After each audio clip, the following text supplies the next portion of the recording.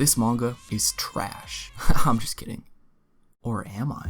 Gachiakuta, which literally translates to trash or garbage, is one of the coolest manga out right now. I've recently become interested in reading manga after hearing about Gachiakuta online, and I decided to give it a try, and it hooked me on the first chapter.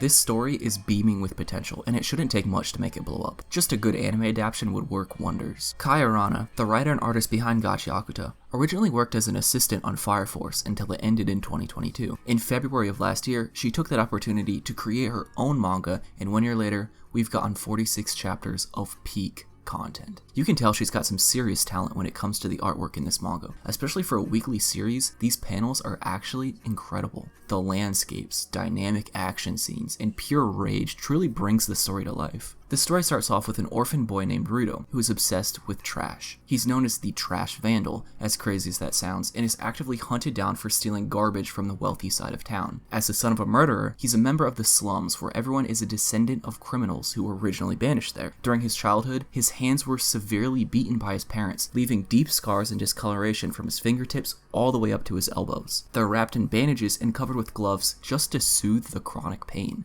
When his adoptive father is actually murdered and Rudo is framed for the death, he's given an execution by Abyss, the same way his father was killed for murder. The Abyss serves as a giant wasteland in this world, where trash and garbage is thrown into, as well as the execution site where criminals are dropped to their death. As Rudo is dropped to his death, he recognizes the figure who killed his adoptive father and vows to kill him and everyone who sentenced him to this cruel punishment. But in traditional shonen style, our main character doesn't actually die. He survives the fall and is introduced into a whole new world in the Abyss, filled with giant trash monsters, vandals, criminals, and one of the coolest power systems. It's a story filled with action, rage, and violence. But Urana manages to balance that with some lovable characters and riveting messages. This story tackles everything from child abuse, the value of trash, false execution, separation of rich and poor, and even some really heavy stuff like sexual assault victims and human trafficking. With only 40-some chapters so far, there's already a foundation for an incredible story to tell. Despite sticking with popular tropes, I think the story has a lot to offer and comes off as something unique and non-derivative. I'll start off by explaining the power system, which is one of my favorite things about Gachiakuta. In the world of the Abyss, there are people known as givers who can wield items called jinki in combat. Where it gets interesting is the very concept of jinki, which is an object that becomes imbued with a giver's spirit when the person cares for it over the course of many years. Then that said item can be used as a weapon in combat. Umbrella? Weapon. Scissors? Weapon. Amulet? Weapon. Yarn? Weapon.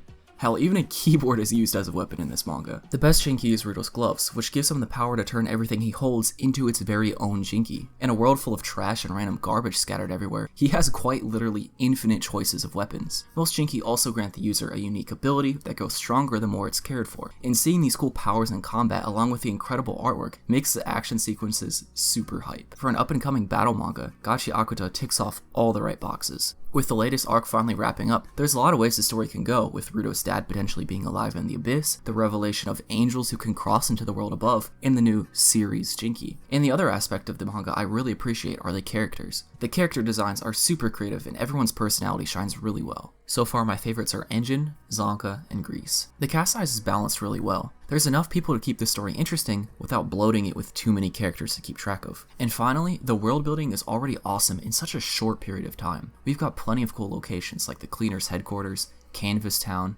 Amos Tower, and the Forbidden Zone. Now, I do have one complaint that I'd like to mention, and hopefully it gets addressed soon. The antagonists aren't all that interesting yet. The Vandals seem kind of generic, and the apparent beasts aren't all that threatening either. They kind of remind me of Hollows from Bleach, and I feel like they'll quickly become irrelevant as the story progresses. But I understand the manga hasn't had much time to flesh everything out yet, so I'll give it more time. Overall, I can't recommend this story enough, and I'm looking forward to seeing where it goes next. You should definitely give it a read when you get the chance. Currently, there's no official English translation, which Weekly Shonen Magazine should really get working on in my opinion, so for now we really only have fan translations of the first 40-some chapters. But if you want to hop on board with the next big manga before it blows up, then give it a read. And yes, it's going to blow up. That's all for today. I hope you guys enjoyed. I'm really starting to like making content on this channel, and I'm going to try branching out into more anime and manga related stuff. Make sure to drop a like for the algorithm and subscribe.